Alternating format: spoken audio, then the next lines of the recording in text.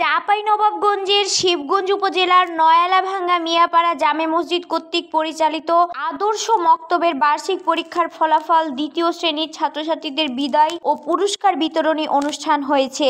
আজ মঙ্গলবার দুপুর 2:30টার দিকে নয়ালাভাঙ্গা মিয়াপাড়া জামে মসজিদ প্রাঙ্গণে এই অনুষ্ঠান সম্পূর্ণ হয়। এতে মসজিদ কমিটির সভাপতি আলহাজ মোহাম্মদ জাহিদুল ইসলাম ওরফে পাতান মাস্টারের সভাপতিত্বে প্রধান অতিথি হিসেবে উপস্থিত ছিলেন মোহাম্মদপুর দাখিল মাদ্রাসার সুপার মাওলানা মোহাম্মদ মনিরুল ইসলাম। এছাড়া বিশেষ অতিথি হিসেবে উপস্থিত ছিলেন রানীহাটি জামে মসজিদের পেশ ইমাম ও খতিব হাফেজকারী মাওলানা শহীদুল ইসলাম খান, বিশিষ্ট ব্যবসায়ী মোহাম্মদ রোকনুজ্জামান রোকন, অত্র মসজিদের সেক্রেটারি মোহাম্মদ তৌশিকুল ইসলাম সেলিম। অনুষ্ঠানে বক্তারা মসজিদ ভিত্তিক মক্তব শিক্ষা চালুর বিষয়ে গুরুত্ব আরোপ করেন এবং এই শিক্ষা ব্যবস্থায় সরকার ও দানশীলদের এগিয়ে আসার তাগিদ দেন। এছাড়া অনুষ্ঠানে বিভিন্ন প্রতিযোগিতায় অংশগ্রহণকারী শিক্ষার্থীদের মাঝে উপহার সামগ্রী তুলে দেওয়া হয় এবং সংক্ষিপ্ত আলোচনা শেষে দেওয়ার মাধ্যমে অনুষ্ঠান শেষ হয়। Desk report, Chapai journal, Chapainawabganj.